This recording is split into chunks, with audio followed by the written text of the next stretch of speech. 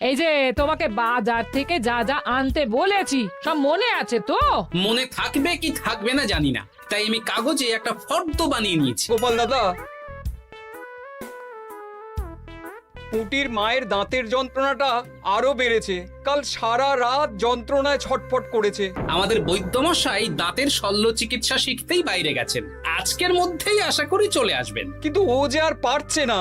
শোনো, তুমি একটা তুলোর মধ্যে লবঙ্গ তেল দিয়ে পুটির মায়ের যে দাঁতে ব্যথা হচ্ছে তার গোড়ায় রাখো। বৈদ্যমশাই এলে আমি তোমাদের বাড়িতে যেতে বলছি। আচ্ছা গোপাল দাদা। যাই, বাজার থেকে চটপট ঘুরে আসি, এরপর আবার রাজসভায় যেতে হবে।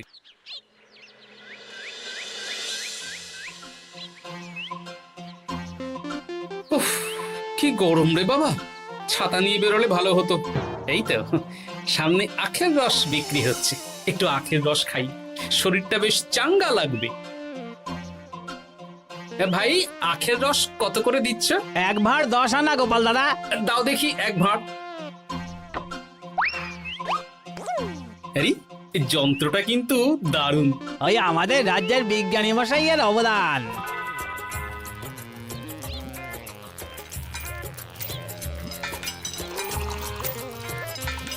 এই নাও গোপাল দাদা।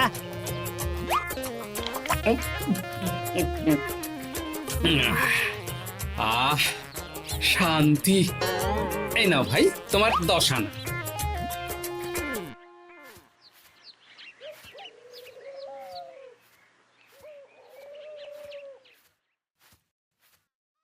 কি রাজবৈদ্য, এই ফিরছ নাকি? হ্যাঁ, এতদিন আমি দাঁতের চিকিৎসার ব্যাপারে তেমন কিছুই জানতাম না, এবার সব শিখে এসেছি। ভালোই করেছো, তুমি একেবারে প্রথম রোগীকে দেখে তারপর রাজসভায় এসো। প্রথম রোগী? পুটির মা গো, কালকে সারা রাত যন্ত্রণায় ঘুমোতে পারেনি। আরে আর বলো না, কদিন আগেই পুঁটির মাকে নিয়ে পুঁটির বাবা আমাদের বাড়িতে এসেছিল। দেখলাম ওই বাড়ির দাঁতে বিস্তর সমস্যা। সেই জন্যে দাঁতের শল্য চিকিৎসা শিখতে চলে গেলে? ঠিক তাই, আমি ব্যথা কমার পথ্য দিয়ে এসেছিলাম।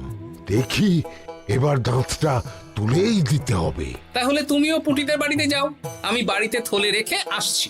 আজ না হয় দুজনে একটু দেরি করেই রাজসভায় যাব। বেশ বেশ।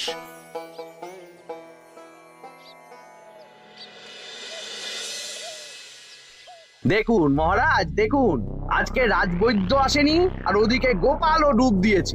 এই আনন্দে আমাদেরও ছুটি দিয়ে দিন মহারাজ। কি আনন্দে? এই গরমে বাড়ি বসে একটু আমপানার শরবত খাবো আর ঘুমবো। রাজ্যের সেনাপতি যদি বিশ্রামের কথা বলি, তাহলে আমার আর কিছুই বলার নেই।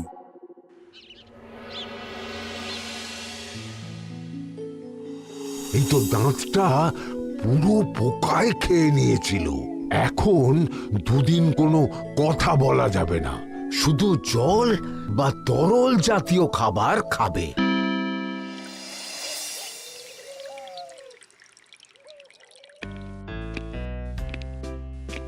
ওই তো গোপাল আর রাজবৈদ্য দুজনে একসাথে রাজসভায় ঢুকছে। রাজবৈদ্য মশাই ওনার জীবনের প্রথম শল্য চিকিৎসা করছিলেন, তাই আমিও দেখছিলাম। তা কি রাজবৈদ্য, সফল হয়েছো? হ্যাঁ মহারাজ, পুঁটির মায়ের একটা মাড়ির দাঁত পোকায় খেয়ে নিয়েছিল, সেটাই তুলে দিলাম। ভালোই হলো, আমাদের রাজ্যে কোনো দাঁত তোলার বৈদ্য বা চিকিৎসক ছিল না। এখন তুমি সাধারণ রোগ ব্যাধি নিরাময়ের সাথে সাথে দাঁতের চিকিৎসাও করবে। কিন্তু মহারাজ, একটা যে সমস্যা আছে। আবার কি সমস্যা? আমি যে দাঁতের শল্য চিকিৎসা করি এটা তো আর রাজ্যবাসী জানে না, তাই কতজন আর আমার কাছে আসবে সে নিয়ে আমার সন্দেহ আছে। মানে তুমি চাইছো যাতে তোমার কাছে বেশ কিছু রোগী তাড়াতাড়ি আসুক, যাতে তুমি অনুশীলনও করতে পারো, তাই তো? একদম ঠিক ধরেছেন মহারাজ, কাজ না করলে হাত পাকাবো কি করে?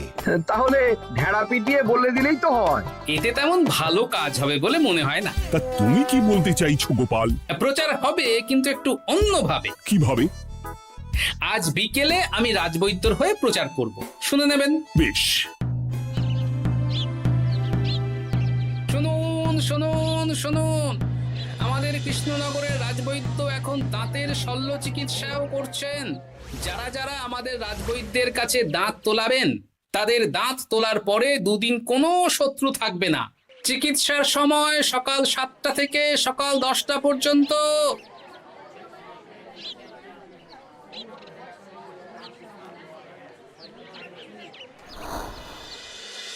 এসব তুমি কি উল্টো পাল্টা কথা বলছো গোপাল? উল্টো পাল্টা না, আপনি দেখুন না আপনার বাড়িতে লোকজন আসে কি না। আর কেউ যদি জিজ্ঞাসা করে যে এই রকম প্রচারের কারণটা কি, তাহলে বলবেন রাজসভায় আমার সাথে কথা বলতে আমি বুঝিয়ে দেব। বেশ,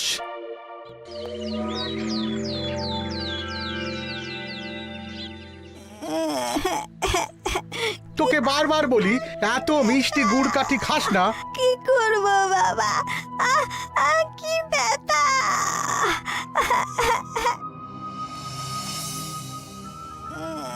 বাড়ি আছেন নাকি বৈদ্যমশাই? হ্যাঁ আছি আছি। এই আমার ছেলেটার না দাঁতে খুব ব্যথা দুদিন ধরে। দেখছি। তা আপনাকে তো এই রাজ্যে আগে দেখিনি। আমি পাশের রাজ্য থেকে আসছি। শুনলাম আপনার কাছে দাঁতের শল্য চিকিৎসা করালে আগামী দুদিন কোনো শত্রু থাকবে না। ঠিকই শুনেছেন। বেশ, তাহলে বলুন কেন থাকবে না? আগে চিকিৎসাটা করি, তারপর বলছি।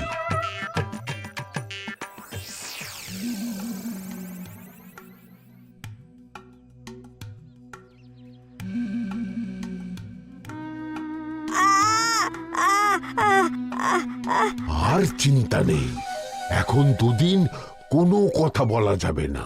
এবার তো বলুন আমার ছেলের আগামী দুদিন কোনো শত্রু থাকবে না কেন? আজকে রাজসভায় চলে আসুন, ওখানে গোপাল এই প্রশ্নের উত্তরটা দিয়ে দেবেন। তা বৈদ্য, তোমার কাছে আজকে কেউ এসেছে? সকাল সকাল দাঁত তুলে এলাম মহারাজ। বাবা, একদিনের প্রচারই এই ব্যাপার? মহারাজ, মহারাজ, বাইরে কয়েকজন অপেক্ষা করছে, তারা গোপাল দাদার থেকে কিছু জানতে চায়। তাদের ভিতরে আসতে বলো।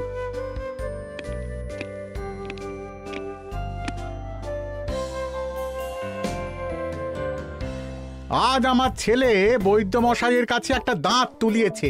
আমি জানতে চাই প্রচার অনুযায়ী আমার ছেলের নাকি আগামী দুদিন কোনো শত্রু থাকবে না, সেটা কেন বলা হয়েছে? বলতে পারি, কিন্তু কথা দিতে হবে। এই কারণটা বাইরে আর কাউকে বলা যাবে না। বেশ, বলবো না। বাংলায় একটা প্রবাদ আছে, বোবার শত্রু নেই। মানুষ সাধারণত কথার বিনিময়ে মতবিরোধ, বিবাদ বা শত্রুতা করে। যে ব্যক্তি কথা বলতে পারে না, তাই তার সঙ্গে কথা বলে মতবিরোধ হওয়ার কোনো সুযোগই নেই।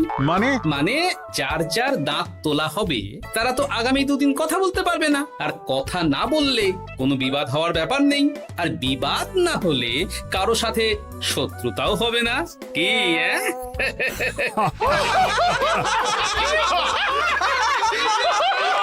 এই জন্যই তুমি হাসির রাজা গোপাল ভাঁড়। কে তোমার কথা শুনতে যাবে? একদিন না হয় প্রচারের চমকে এলো, এরপর কিভাবে আসবে শুনি? এরপর রাজবৈদ্যের সুনামেই লোকজন ছুটে ছুটে আসবে। বাহ বাহ বাহ, তোমার কত জ্ঞান! মহারাজ, এই কথা শুনে আমার মাথাতেও একটা বুদ্ধি এলো। অল্প পুঁজিতে শুধু প্রচারের জোরে এত রোজগার করব না, গোপাল হাঁ করে দেখবে। নিশ্চয়ই কোনো লোক ঠকানোর কথা ভাবছেন। মোটেই না। আচ্ছা, আগামী 3 দিন ব্যাপী মেলা হবে, সেখানেই তোমরা দুজনে তাহলে ব্যবসা করো। বেশ, করব। যে সবচেয়ে বেশি রোজগার করবে তাকে আমি 50 মোহর পুরস্কার দেব। রাজি। মেলার শেষে আমার প্রশংসায় পঞ্চমুখ হবেন সবাই, দেখে নেবেন।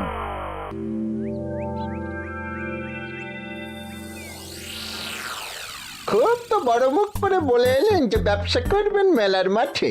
তা আপনি কি ব্যবসা করবেন শুনি? ভাগ্য পরীক্ষার দোকান দেব।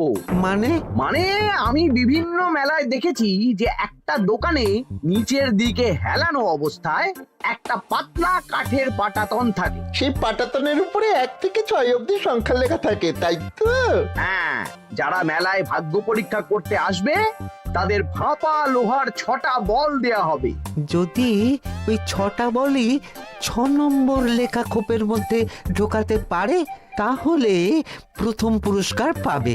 আমিও ওটারই দোকান দেব, কিন্তু শুধুমাত্র একটাই পুরস্কার থাকবে। 6টা বল 6 নম্বর খোপের মধ্যে ফেলে কেউ যদি 36 করতে পারে তাহলে সে পাবে 100 মোহর উপহার। আরে খেলার জন্য কত মোহর লাগবে? 1 মোহর। আপনি কিন্তু জেনে বুঝে বিপদ ডেকে আনছেন।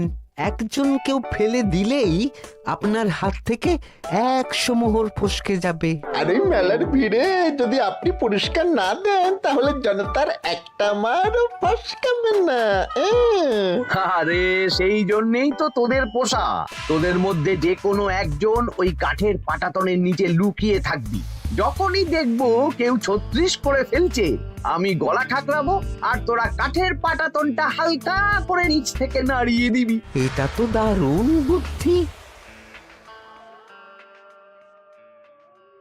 কি বলছো গোপাল, তুমি আখের রসের দোকান দেবে?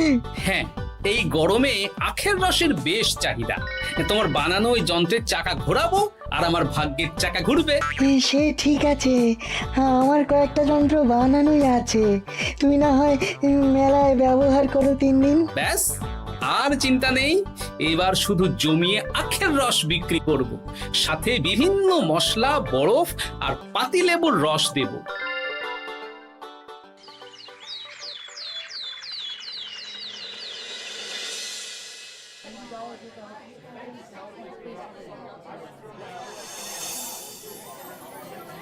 এই দোকানের পানীয় খেয়ে মন হবে বশ।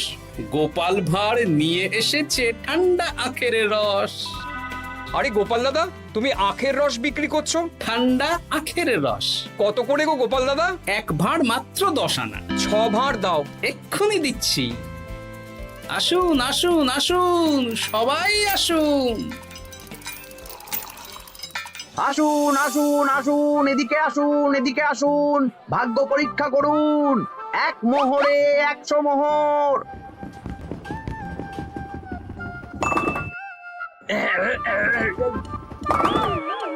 ভাগ্য পরীক্ষা করুন। মন্ত্রী মশাই বলেন কি 1 মোহরে 100? তুমিও ভাগ্য পরীক্ষা করাবে নাকি? একবার বাজিয়ে দেখতে দোষ কি? দাও, আখের রস খেয়ে বরং চলে যাই। এই তো হয়ে এসেছে। এই নাও, ধরো।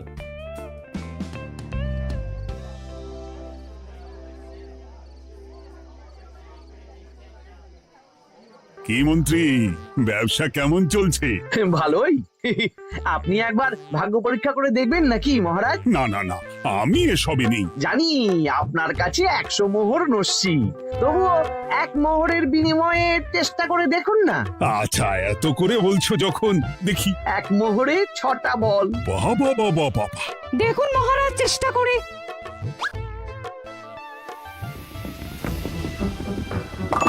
এই তো একটা 6 পড়েছে, আবার চেষ্টা করুন। জয় মা, জয় মা। আবার 6। সাবাস। দেখুন হয়ে যেতে পারে, আর তো মাত্র 4টে বাকি। দেখি তৃতীয়টা। আরে পাস, আবার 6। নিন, খেলুন। এই যা, হলো না। আরেকবার প্রথম থেকে চেষ্টা করবেন নাকি মহারাজ?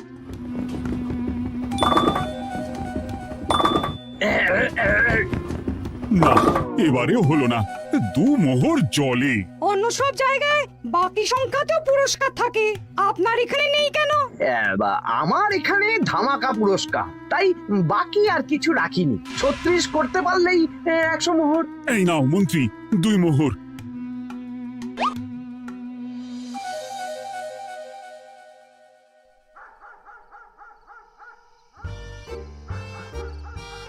কি মন্ত্রী মশাই, আর তো মেলায় লোকজন নেই, বাড়ি যাবেন না? তুমি যাও না, আমি একটু পরে যাব। বেশ, আমি এগোলাম। গোপাল আর মন্ত্রী, তোমাদের কার কেমন রোজগার হয়েছে একদিনে? মহারাজ, কালকে আমার 7 মোহর 20 আনা রোজগার হয়েছে। আমার 70 মোহর, কিন্তু খরচ কিছুই হয়নি, কারণ কেউ 36 করতে পারেনি মহারাজ। বাহ বাহ বাহ, আমি তো বলেছিলাম আমি যখন ব্যবসা করব গোপাল আমার ধারে কাছে দাঁড়াতে পারবে না। বেশ, এখনো তো আজ আর কাল দুদিন মেলার বাকি আছে। দুদিনেও আমার দুটো কানা করিও খরচ হবে না, শুধুই রোজগার। গোপাল যতই প্রচার করুক আর যতই ভালো আখের রস বানাক না কেন, আমার ব্যবসাকে টপকাতে পারবে না। ঠিক আছে, আজকে আমি একবার ভাগ্য পরীক্ষা করে দেখবো। আমার দোকানে সুস্বাগতম। নাও সেনাপতি, চেষ্টা করে দেখো। দিন বল। আমিও সেনাপতির খেল দেখতে এলাম। প্রথম বল, এই যে গড়িয়ে গড়িয়ে গড়িয়ে 6 নম্বর। সাব্বাস সেনাপতি। আবার 6, তৃতীয়, চতুর্থ, পঞ্চম। আরেকটা ফেলতে হবে। নাও সেনাপতি, ষষ্ঠ বল। এই যা, হলো না। এটা কি হলো? আবার চেষ্টা করো তো সেনাপতি। হ্যাঁ, 3টে হয়ে গেছে, এবার 4 নম্বর। এই যা, 4 নম্বরে চলে গেল। চাই ব্যাপারটা কি? মন্ত্রী মশাই গলা খুসখুস করার পরের বলটাই পরপর দুবার অন্য ঘরে পড়ল।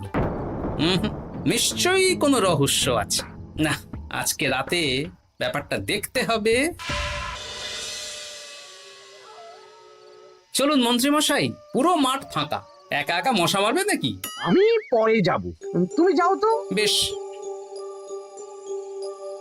ব্যাপারটা কি? আমাকে তো নজর রাখতে হচ্ছে। না, একটা গাছের পিছনে লুকিয়ে পড়ি, মন্ত্রী মশাই গেলে ওনার পিছু নেব। দেখুন মন্ত্রীমশাই, পরপর 2 দিন আমি পাটাতনের নিচে ছিলাম। আগামীকাল ঘরটাকে থাকতে বলুন। বেশ, তাই হবে। আর অত জোরে গলা খাঁকড়াবেন না, কেউ যদি সন্দেহ করে ব্যাপারটা বুঝে যায় মুশকিল হয়ে যাবে। আরে কেউ বুঝবে না, অনেক রাত হলো, চল চল চল চল চল। আচ্ছা, এই ব্যাপার। তাই ভাবি 2 দিন ধরে একটাও কেউ পারলো না কেন? কাল আমিও মজা দেখাবো।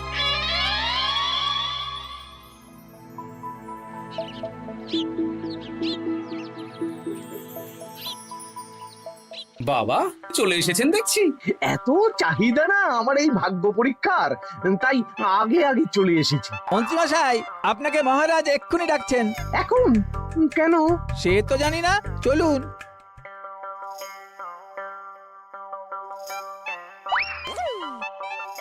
এই বেটা ঘটা, এবার বেরো। এ কি গোপাল দাদা, তুমি? হ্যাঁ আমি। খুব চালাক ভেবেছিস না? মন্ত্রী মশাইয়ের খেলা আজকে শেষ। প্রহরী, একে ধরে নিয়ে যাও।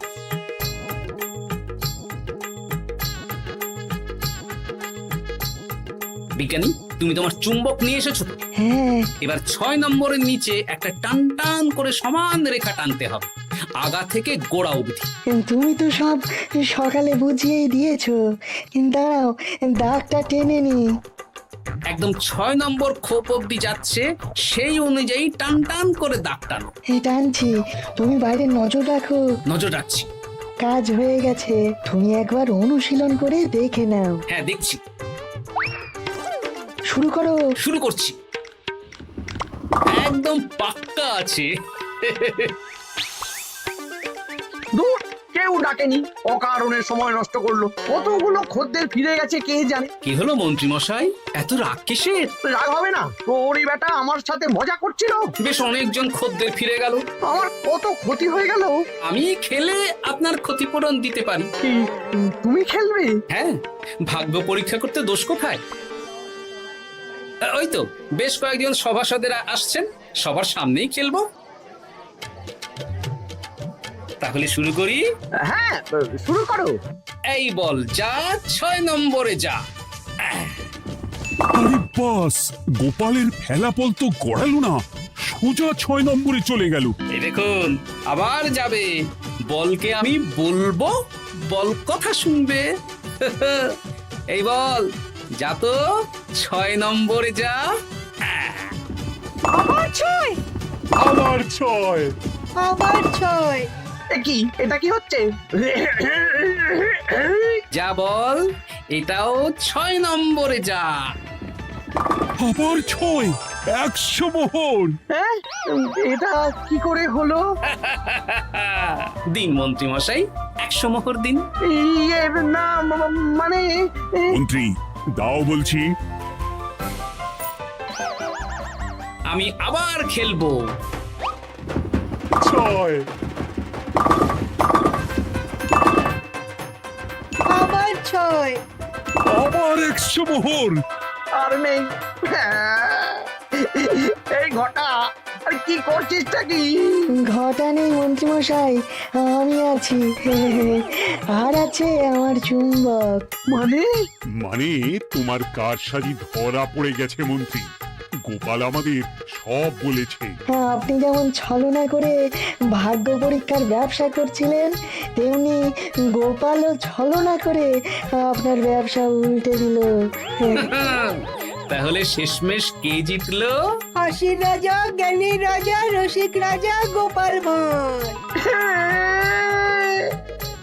লোকের ভাগ্য পরীক্ষা করছিলাম আর আমারই দুর্ভাগ্য নেমে এলো।